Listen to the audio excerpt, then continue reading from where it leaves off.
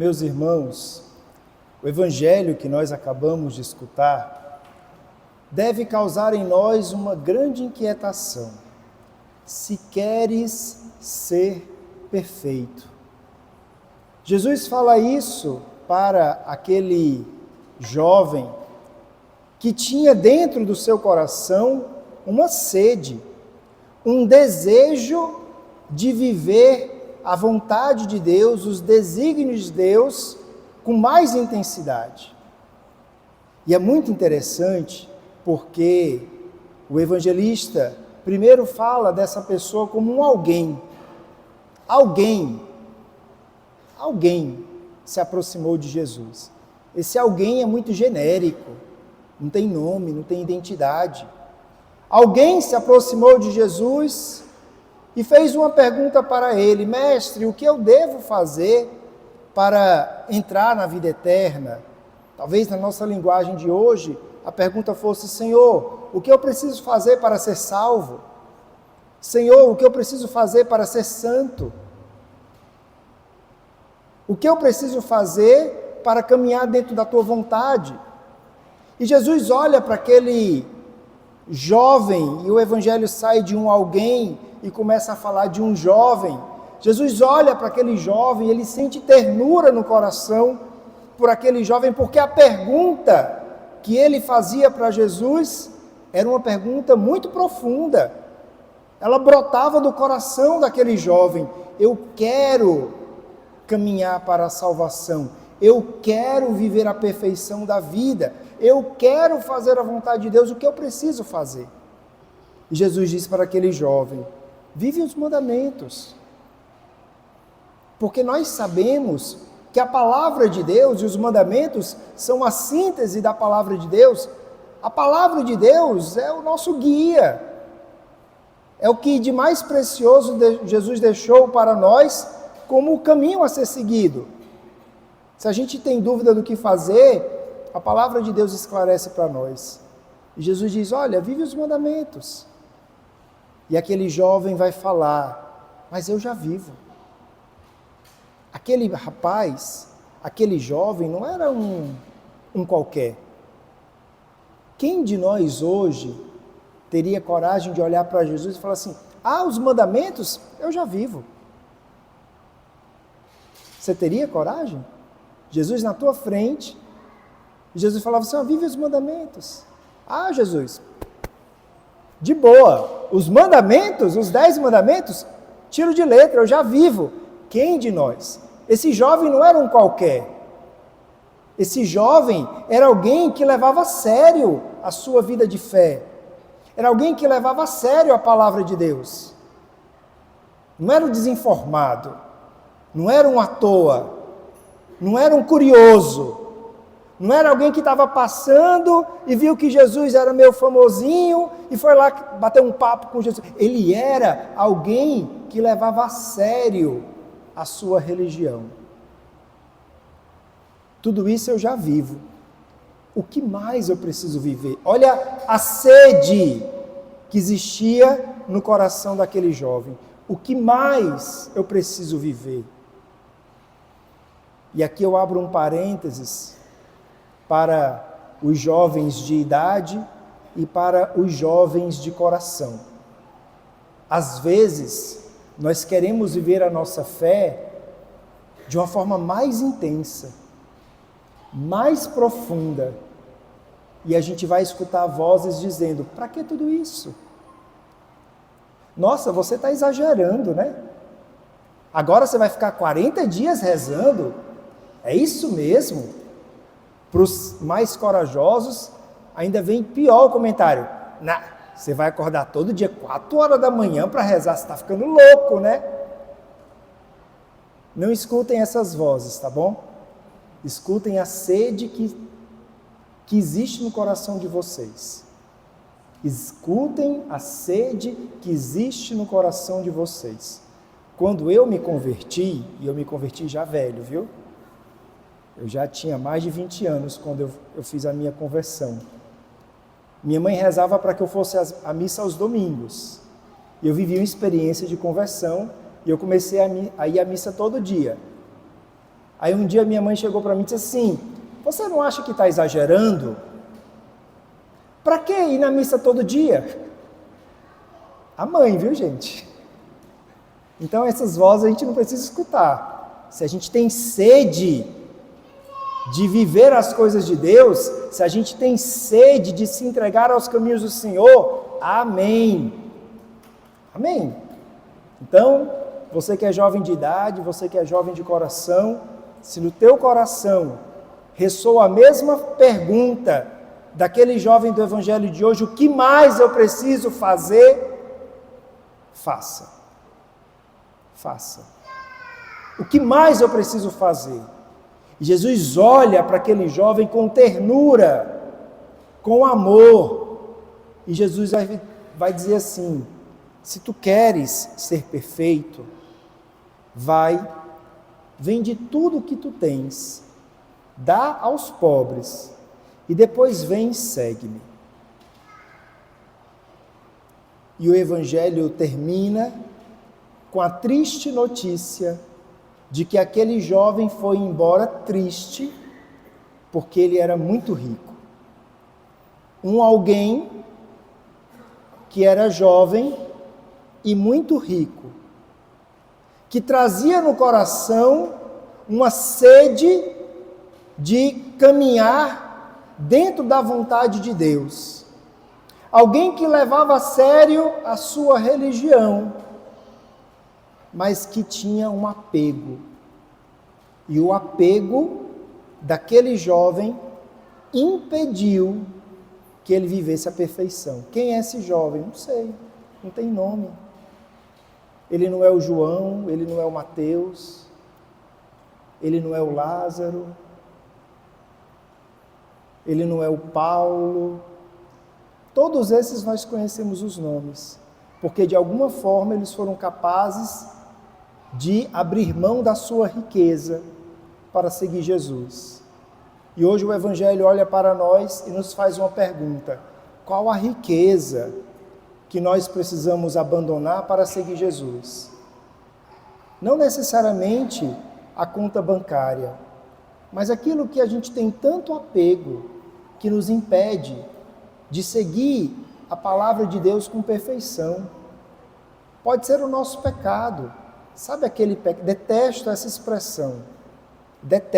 expressão. E sempre que alguém usa na confissão, eu corrijo. Aquele pecado de estimação. Estimação significa dizer que a gente estima muito. Animal de estimação é o animal que eu estimo muito. Eu não posso usar isso para pecado, né? Pecado de estimação significa dizer que eu estimo muito, que eu gosto muito do meu pecado, ao ponto de eu não conseguir abrir mão dele. Essa é a tua riqueza. É isso que te impede de viver a perfeição. E é justamente isso que hoje o Evangelho vem nos inquietar. Hoje nós somos convidados a não fazer como o jovem rico, ir embora triste, porque não somos capazes de nos desapegarmos daquilo que nós estimamos muito para seguir Jesus. O Evangelho de hoje quer despertar em nós uma santa inquietação de que é necessário abandonar determinadas coisas para poder seguir Jesus de uma forma mais perfeita, de uma forma mais intensa, de uma forma mais verdadeira. E nós estamos vivendo um tempo propício. Estamos vivendo a Quaresma de São Miguel, começamos sábado. É um verdadeiro itinerário, é uma jornada de profunda comunhão com Deus através das orações dedicadas a São Miguel Arcanjo. É um tempo onde nós somos convidados a rezar mais. É um tempo onde nós somos convidados a fazermos penitência, abrirmos mão de algo que nós gostamos e que de certa forma é até lícito. Quando a pessoa assume fazer uma penitência, sei lá, de comer chocolate, dar esse exemplo, né? Não é errado comer chocolate. Não é pecado comer chocolate. Mas eu sou capaz de abrir mão disso que eu gosto e que me é lícito, porque eu quero crescer na minha vontade para que eu aprenda a fazer a vontade de Deus. Quando eu digo não ao chocolate, na verdade eu estou dizendo não ao pecado. Não que o chocolate seja o pecado, mas se eu sou capaz de abrir mão do chocolate que eu gosto, eu também devo ser capaz de abrir mão daquele pecado que eu gosto. Entende? Esse é o sentido da penitência. E na Quaresma de São Miguel, nós somos convidados a rezar mais, a vivermos algum tipo de penitência, porque no fundo nós queremos crescer na nossa vida de fé, nós queremos a perfeição. O tempo que nós estamos vivendo é propício para que a gente aprenda a viver a mensagem do Evangelho que nós escutamos hoje. É tempo de conversão. E para nós que amamos São Miguel Arcanjo, é tempo de conversão. É tempo de mudanças de vida. E aí, meus irmãos, eu começo a falar um pouquinho de São Miguel, né? Estamos aqui na paróquia de São Miguel Arcanjo. Muito feliz, Padre Mateus, pelo convite, viu? Eu nunca tinha vindo para o lado de cá, do estado de São Paulo, né? E fiquei muito feliz pelo convite. Quem sou eu? Eu sou o Padre Márcio, natural de Fortaleza. Nasci numa família católica de IBGE, que ia na missa de vez em quando e quase nunca. Fiz a minha primeira comunhão no colégio que eu estudava. Não fui na igreja nenhuma vez durante o processo de catequese. Fui na igreja uma vez para a minha primeira Eucaristia, aos 10 anos de idade, e depois nunca mais. Minha família não ia na missa no domingo, então eu não ia também. E eu cresci assim. Nunca fui uma pessoa ruim, nunca fui uma pessoa errada. Nunca fiz nada de muito errado, né? Mas eu era um adolescente, um jovem, de uma cidade de Fortaleza. Então eu gostava de festa, eu pegava onda. Fui um jovem daquela realidade. Lambadeiro, né? Porque era a época da lambada. Dancei muita lambada, viu? Muita mesmo. E aí eu fui morar nos Estados Unidos, voltei, passei na faculdade. Sou formado em administração de empresas pela Federal. E quando eu já estava concluindo o meu curso de administração, já estou aqui para os meus 23 anos de idade, eu entendi que eu estava vivendo um momento muito bonito da minha vida. Eu estava concluindo a faculdade, eu estava muito bem empregado, ganhando um salário muito bom, um nível financeiro de vida alto, todos os bens materiais que eu queria ter conquistado até aquele momento eu já tinha conquistado, inclusive o meu carro. Tinha uma namorada que gostava de mim, eu gostava dela, a mãe dela gostava de mim, a minha mãe gostava dela, e estava tudo perfeito. E aí eu entendi que faltava Deus. Por um pedido da minha mãe pediu que todos os filhos fossem com ela para a missa de Natal. E eu achei esse presente fácil, né? Um presente fácil de ser dado, ir na missa com a mãe, e eu fui. E naquela missa eu disse, poxa, eu posso vir na missa de vez em quando, né? Afinal de contas, Deus está aqui, né? Aqui é um lugar onde a gente pode falar melhor com Deus, e eu comecei a ir na missa de vez em quando. Um dia eu convidei essa namorada para ir na missa. E nós fomos na missa da paróquia. E aí, quando terminou a missa, ela falou assim, olha, eu conheço uma missa melhor, uma missa mais animada. Vamos domingo que vem na missa, lá na comunidade Recado? E eu fui. Eu disse, é católico? Ela disse, é, então vamos. E foi amor à primeira vista. A comunidade Recado é uma comunidade nova, né? Comunidade missionária. Comecei na missa na comunidade Recado, e aí Deus me pegou de jeito, né? Já fui fazer seminário de vida no Espírito Santo, entrei no grupo de oração, comecei a fazer o vocacional, aí eu entendi que Deus me chamava a algo maior, acabei o namoro, entrei na comunidade como realidade de aliança, depois de um ano saí do meu emprego, dei todos os meus bens materiais para minha mãe, inclusive o cartão da conta do banco, e fui ser comunidade de vida na comunidade de Recado, aos 25 anos, por aí, mais ou menos. Todo mundo achando que eu estava ficando louco. Senti no coração o desejo de ser padre, mas afinal de contas é coisa de recém-convertido. Caminhei na comunidade de Recado. Em 2003 fui designado para vir para Tatuí. A comunidade de Recado tem casa de missão em Tatuí. E vim para ser o formador comunitário da casa. Ali amadureci o chamado ao sacerdócio. Ali decidi ser padre. Saí da comunidade de Recado, entrei na diocese de Itapetininga e fui ordenado padre em dezembro de 2009. Dia de Nossa Senhora de Guadalupe. E minha primeira paróquia foi a paróquia de São Miguel Arcanjo. E lá eu estou até hoje, graças a Deus. Cheguei lá como vigário paroquial e em 2012 eu assumi a paróquia. E em 2012, eu contava hoje para o Tiago, durante o podcast que eu gravei, quando eu cheguei lá como vigário paroquial, era uma paróquia para a cidade inteira. Então a nossa vida era rezar missa, atender confissão, visitar doente, né?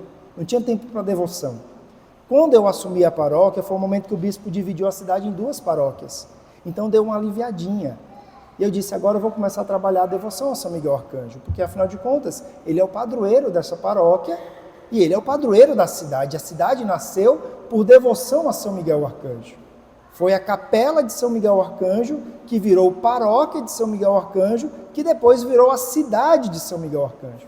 Então nós começamos a criar ali todo esse trabalho de devoção, a oração de São Miguel Arcanjo no final da missa, começamos a fazer o dia votivo, todo dia 29, e aí em 2013 eu falei para o nosso bispo, Dom, essa paróquia, essa igreja matriz, ela foi inaugurada com a promessa de ser um santuário, nos anos 70, não é santuário até hoje, vamos fazer dessa igreja matriz um santuário?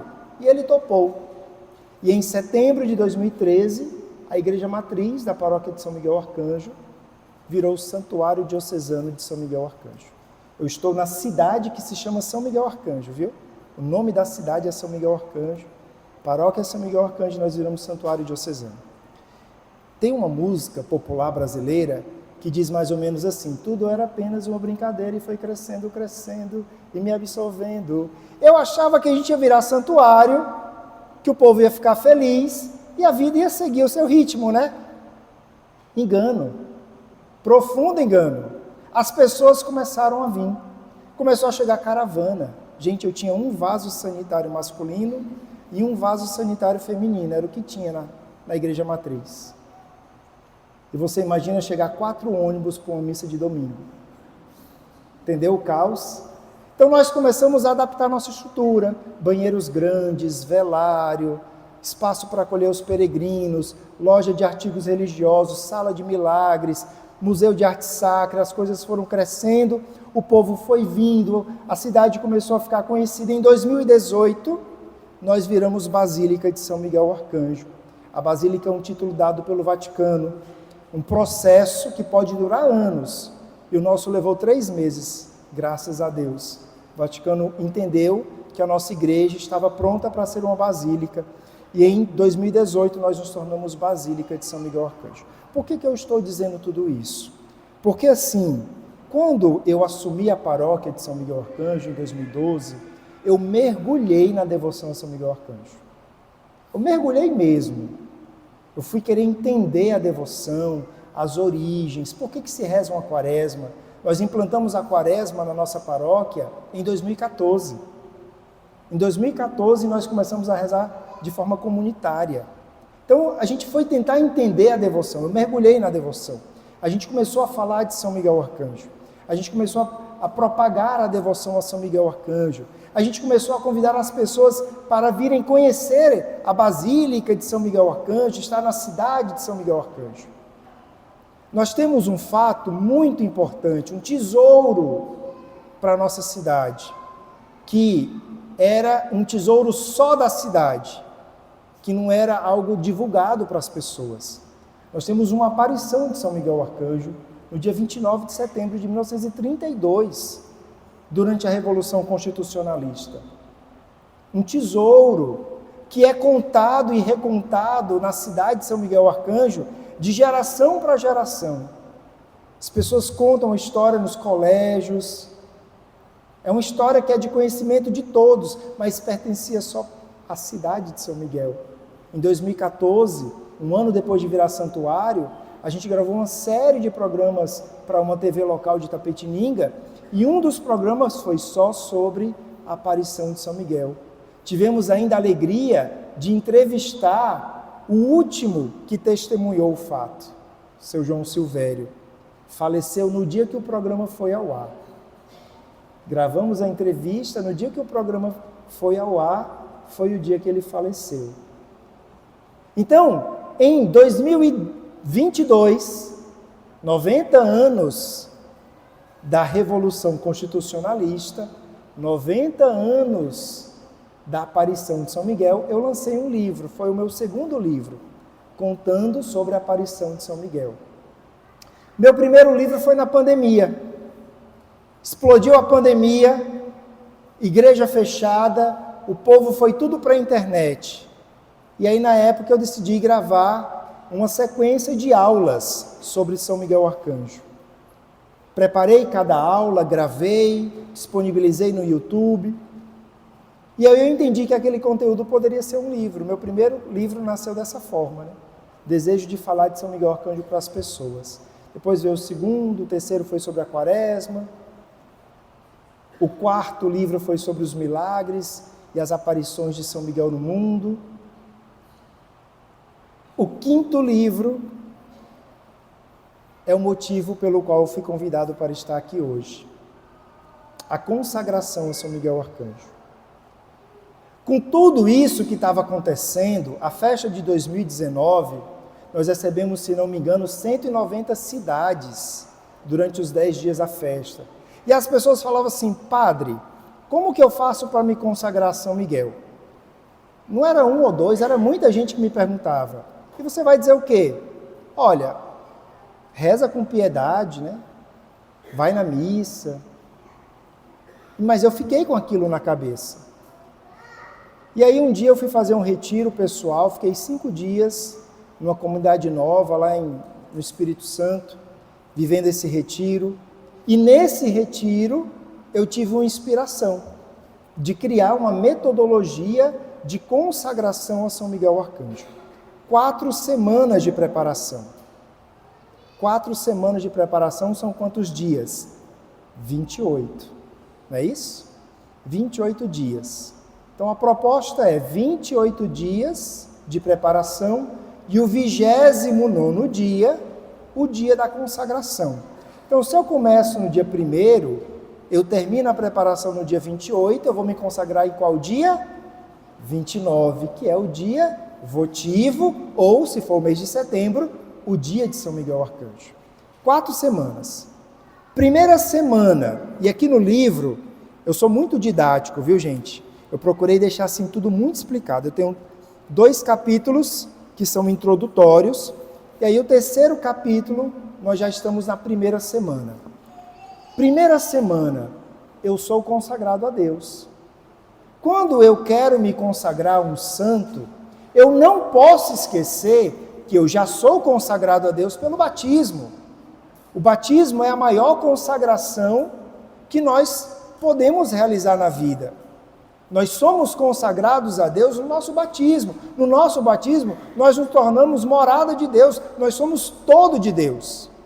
Então, a primeira semana, nós vamos rezar com o sentido de ser consagrado. Relembrar o nosso chamado batismal. Tudo aquilo que significa o batismo na nossa vida. Mas existem outras consagrações. Por exemplo, na crisma, nós somos consagrados a Deus com o óleo da unção, o óleo do crisma. É uma consagração que nós vivemos. Tem um dia que a gente vai rezar com a nossa crisma. Existem homens que escolhem a vida sacerdotal e que são consagrados no dia da sua ordenação, ungidos com o óleo do crisma.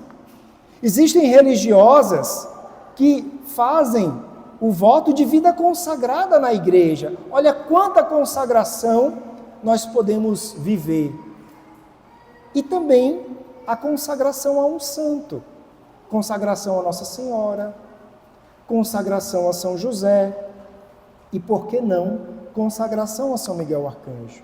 O que significa se consagrar a um santo? Ser todo desse santo? Não, porque no meu batismo eu me torno todo de Deus. Então, quando eu me consagro a um santo, no fundo eu estou dizendo, santo, me ajuda a ser todo de Deus. Consagração a Nossa Senhora, Virgem Maria, me ajuda a ser todo de Deus. Consagração a São José, São José, me ajuda a ser todo de Deus.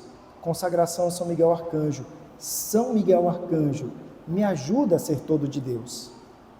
Então, a primeira semana, a gente vai rezar sobre o chamado à vida consagrada. Para cada dia, um texto próprio, para cada dia, uma oração específica. Segunda semana, São Miguel Arcanjo, meu defensor. Se eu quero me consagrar a São Miguel Arcanjo, eu preciso conhecê-lo. E na oração de consagração, a gente vai rezar assim: ó príncipe nobilíssimo dos anjos, valoroso guerreiro do Altíssimo, zeloso defensor, etc. Percebe? São expressões designadas a São Miguel Arcanjo. Então, na segunda semana, a gente vai rezar com cada uma dessas expressões. Por que valoroso guerreiro? Por que chefe dos exércitos? Então, a gente vai na segunda semana conhecer mais São Miguel Arcanjo a partir das próprias expressões da ladainha. E aí, na segunda semana, nós vamos rezar a ladainha de São Miguel Arcanjo todos os dias. Terceira semana, nós vamos mergulhar no chamado à conversão. São Miguel Arcanjo, defendei-nos no combate. Se eu quero ser todo de Deus, eu preciso lutar contra o pecado. Eu preciso de conversão. E aí, na terceira semana, nós vamos pegar a coroa de São Miguel. Vocês rezam a coroa de São Miguel? O rosário de São Miguel? Jesus amado, tem que rezar, meu povo. São Miguel Arcanjo apareceu à serva de Deus, Antônia de Astônaco, no ano 1750, e ensinou a ela a coroa de São Miguel, e pediu que fosse rezada. Tem aprovação pontifícia, tem aprovação do Papa, a coroa de São Miguel. São 9 saudações. Então vocês vão aprender a rezar a coroa de São Miguel, fazendo a preparação para a consagração. São 9 saudações, em cada saudação nós fazemos um pedido pela nossa conversão. Então, durante a terceira semana, nós vamos rezar com o chamado à conversão. E no final eu vou indicar a confissão para a última semana da sua preparação. Quarta semana, ato de consagração a São Miguel Arcanjo. Você sabia que na consagração, na oração de consagração, existem 7 perguntas? 7 pedidos. Você sabia disso? Eu não sabia, descobri no meu retiro. Eu comecei a rezar com oração, e aí eu li, por exemplo, deveis assistir-me em toda a minha vida. É um pedido. São Miguel Arcanjo, você deve me assistir em toda a minha vida. Obter-me o perdão de meus muitos e graves pecados. É um outro pedido. São Miguel Arcanjo, me ajuda a obter o perdão dos meus muitos e graves pecados. Então são 7 pedidos. Na última semana a gente vai rezar com cada um dos pedidos da oração de consagração. E aí a gente está pronto para viver a nossa consagração a São Miguel Arcanjo. O texto da consagração é o mesmo que nós fazemos aqui durante a Quaresma. Porém, eu adicionei um parágrafo, dando sentido ao ato de consagração. Então, esse é o livro de consagração a São Miguel Arcanjo, é o 5º livro, é o livro que hoje nós estamos aqui motivando vocês, Paróquia de São Miguel Arcanjo, a viverem no mês de setembro, né, Padre Mateus? Viverem do dia 1º ao dia 28, a preparação para que vocês possam no dia 29, aqui numa missa que o Padre Mateus vai estabelecer, vocês viverem a consagração a São Miguel Arcanjo. Para ajudar um pouquinho mais, no canal do YouTube da Basílica de São Miguel Arcanjo, lá no YouTube, eu gravei 6 vídeos. Um vídeo falando da introdução, 4 vídeos explicando cada semana e um vídeo falando da conclusão. Mas precisa do livro, porque é um exercício para cada dia. No vídeo eu vou explicar um pouquinho mais de detalhe o que eu expliquei aqui nessa homilia. Por fim, meu povo, que eu sei que eu já falei bastante, agora em julho eu lancei o 6º livro de São Miguel Arcanjo. Esse livro é fruto da quaresma do ano passado. Lá na nossa paróquia, para cada ano na quaresma, eu preparo uma meditação. E cada dia da quaresma a gente lê uma meditação. E o ano passado eu criei uma meditação sobre a ladainha. Cada expressão da ladainha era uma meditação. E um dia eu fui para Presidente Prudente, para um retiro com a irmã Zélia, retiro de Santa Teresinha, fui dar uma pregação lá, a convite dela, e eu dormi na casa do Astromar Braga, que é um grande amigo. Astromar é o pai dos acampamentos no Brasil. E a gente jantando, conversando, ele falou: padre, vamos escrever um livro sobre São Miguel, padre? Disse, vamos, Astro, vamos lá. Já tenho até o rumo da prosa. Estou escrevendo, isso era o primeiro semestre, estou escrevendo meditações sobre a ladainha. E aí a gente começou a conversar e nasceu esse livro. Meditações sobre a ladainha de São Miguel Arcanjo, uma oração para cada dia e um desafio. Porque cada dia eu preciso fazer com que esse dia continue na minha vida, né? Então tem um desafio para você viver ao longo do dia. Esse livro não substitui esse. Esse aqui é a metodologia para a consagração. Esse daqui eu posso viver qualquer época da minha vida. Eu posso viver dentro da quaresma. Eu posso viver como caminho de renovação para a minha consagração. Por exemplo, minha consagração a São Miguel Arcanjo foi 29 de agosto de 2024. Então, eu estou fazendo a minha renovação da consagração com esse livro. Todo dia eu rezo e vivo a proposta desse livro. Ou, sei lá, vou passar por uma grande batalha na minha vida, quero me preparar. 30 dias com São Miguel Arcanjo. Então, esse livro tem uma meditação, uma oração e um desafio para cada dia. Esse livro, eu só trouxe 30 unidades. Dei uma para o Padre Mateus, dei uma para o Tiago, lá do podcast, sobraram 28. Tá bom? Então, esse livro aqui, ele é da editora Ave Maria, mas o pessoal da Paulus está com 28 unidades para quem quiser, tá bom? Não posso deixar de falar de um outro tesouro que nós temos na cidade de São Miguel Arcanjo, que é a irmã Joseli, que era apóstola do Sagrado Coração. As irmãs aqui são apóstolas do Sagrado Coração. A irmã Joseli nasceu na cidade de São Miguel Arcanjo, sempre muito dedicada à vida da comunidade, era ministra da palavra, ministra da Eucaristia, catequista, limpava a igreja, e um dia sentiu-se chamada à vida religiosa, entrou nas apóstolas do Sagrado Coração e no noviciado descobriu um câncer que judiou muito dela, e ela viveu todo o processo com muita entrega, com muita resignação. Em São Paulo, Frei Patrício Schiadini se tornou diretor espiritual dela e acompanhou todo o momento final, né? Um dia ela chamou a madre e disse assim: madre, eu quero morrer esposa de Jesus. Tem como antecipar a minha consagração? E ela foi consagrada no hospital. Uma cerimônia que aconteceu no hospital. E foi o dia mais feliz da vida dela.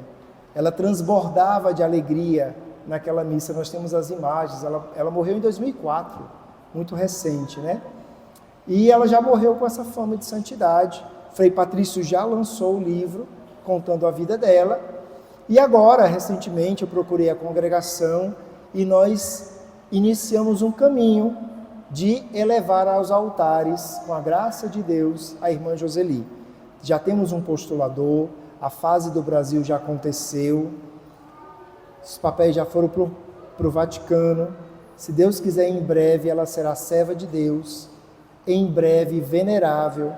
Nós já temos um milagre que aconteceu na cidade de São Miguel Arcanjo, uma cura de câncer de pâncreas. Temos 3 laudos médicos e a pessoa continua viva, dando testemunho da cura que recebeu. E segundo o postulador, tudo indica que esse milagre poderá ser usado para beatificação. Então, se Deus quiser, logo ela será uma beata da igreja, né? E é um tesouro que nós temos ali na nossa cidade, é o mesmo bairro da Aparição. Então, que você vai em São Miguel, você pode fazer um roteiro de peregrinação, né? Vai na Basílica, que é o coração da cidade, vai no local onde nós estamos construindo a maior estátua católica do mundo, que é a estátua de São Miguel Arcanjo, 70 metros, é o dobro do Cristo Redentor. Vai lá visitar o canteiro de obras, e aí depois você vai no local da aparição e passa no bairro que a irmã Joseli morou, né? Daqui a pouco a gente vai preparar um memorial dela lá. Então tem muita riqueza na nossa cidade, e eu já usei muito tempo da homilia, né? Peço perdão por isso, mas primeiro ponto, sejamos todos de Deus. E o Evangelho hoje nos faz essa pergunta inquietante: o que mais eu preciso fazer, Senhor? Segundo ponto, se consagrem a São Miguel Arcanjo. Vocês são de uma paróquia da qual ele é o padroeiro. Tenho certeza que vocês o amam. Consagrem a sua vida a ele. E terceiro, vão lá nos visitar, tá bom? Que Deus nos abençoe e que São Miguel Arcanjo nos defenda nas batalhas da vida. Amém.